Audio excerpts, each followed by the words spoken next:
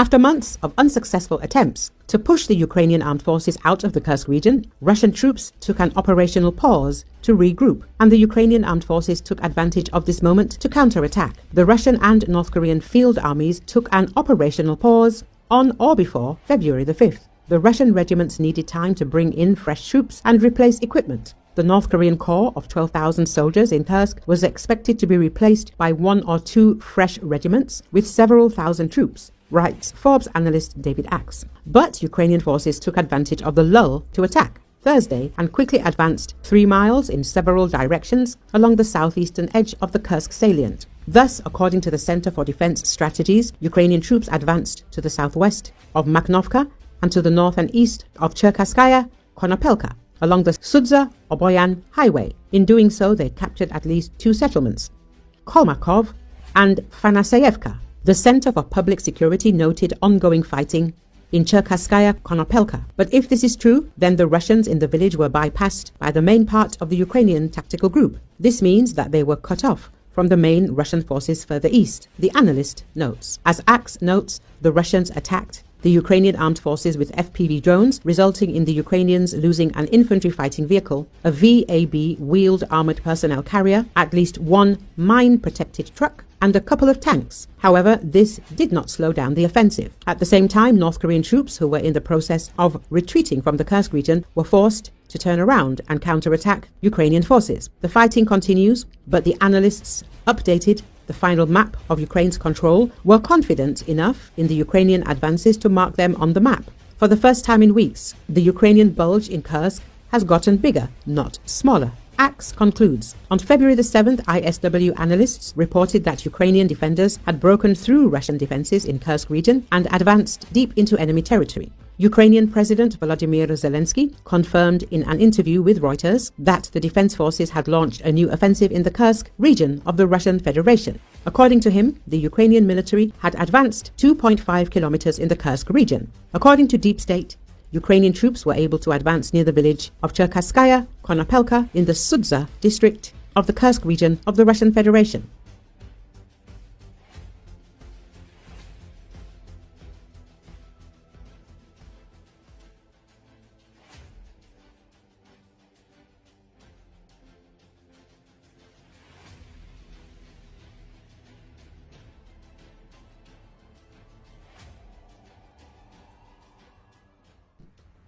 On February the 6th, during a major air raid alert in Ukraine, Russia likely launched its Oreshnik missile in the direction of Kiev, Forbes journalist David Axe writes. No explosions were heard. Ukrainian military man Kirill Sazonov stated that the Oreshnik did not fly far. The missile malfunctioned and exploded on Russian soil. The author of the article notes that there is no independent confirmation yet that the second Oreshnik, which the Russian Federation probably launched in the direction of Ukraine, failed during the flight. There is no official confirmation of the information about the possible use of the Oreshnik during the air raid on February the 6th or about the possible fall of the missile on the territory of the Russian Federation. According to Kirill Sazonov, a Ukrainian war correspondent, the Oreshnik did not fly far. It reportedly malfunctioned and exploded on Russian soil.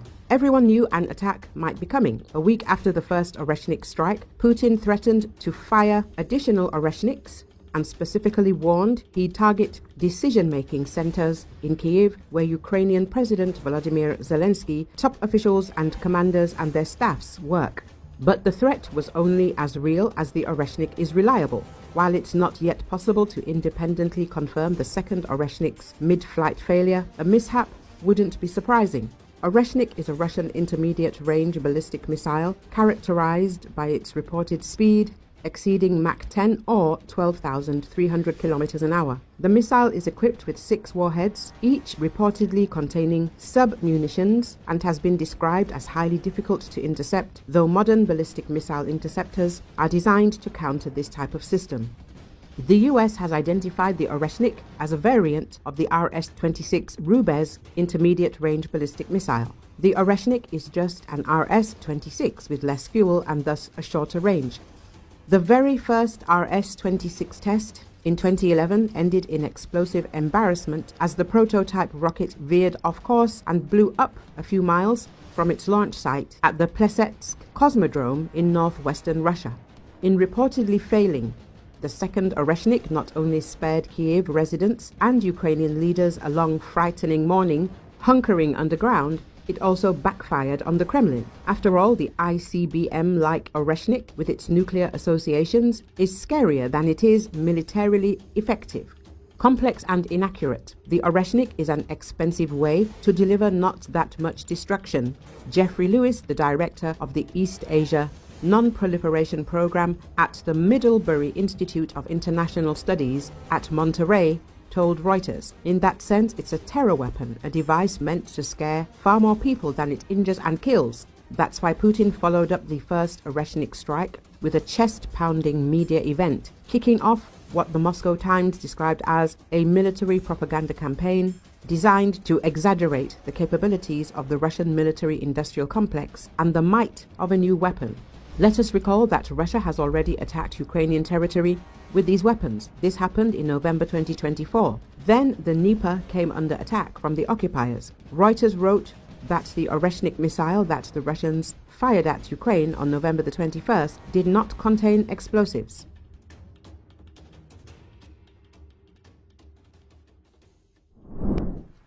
Russian army units are losing the ability to coordinate their actions, all because of the Starlink satellite internet system of SpaceX, which has begun blocking accounts en masse due to suspicious activity. This was reported by Atesh.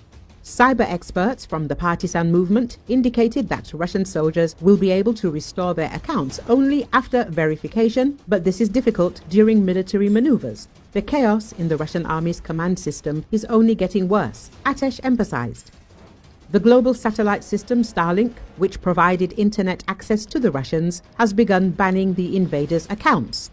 According to preliminary data, the mass blocking is related to suspicious activity. Many Russian military personnel have already faced unexpected terminal disconnections, leading to disruptions in unit coordination. Access restoration is possible only after verification, but under combat conditions, this becomes extremely difficult, the message states. The partisans noted that communication problems are exacerbating chaos in the system of the RF occupation army. Moreover, while the occupiers try to find ways to bypass the blocking, the situation at the front for them is only getting worse. The issue of Starlink terminals has been on the agenda for a long time. On April the 1st, the head of the Ministry of Digital Development, Mikhailo Fedorov, reported that Ukraine was doing everything to block the operation of terminals used by the occupiers. Earlier, US-based Institute for the Study of War said that armed forces of Ukraine will gain expanded access to Starshield, a more secure satellite network for Starlink terminals. This will provide Ukrainian troops with an advantage in the technological arms race against the Russian military. The report cites Bloomberg's December the 6th information that SpaceX secured a Pentagon contract to expand Ukraine's access to Starshield. This encrypted version of the Starlink satellite network is capable of transmitting classified data and is harder to jam or hack. The U.S. Space Command's Commercial Satellite Office noted that 3,000 Ukrainian Starlink terminals will gain access to the more secure Starshield network, an increase from the 500 Ukrainian terminals previously connected to it. ISW highlighted that Ukrainian and Russian forces are engaged in an offensive-defensive race, seeking to adapt and innovate their strike capabilities and electronic warfare systems. Starlink is a system that provides high-speed, broadband satellite internet access. Ukraine's armed forces have been actively using it in areas close to the front lines.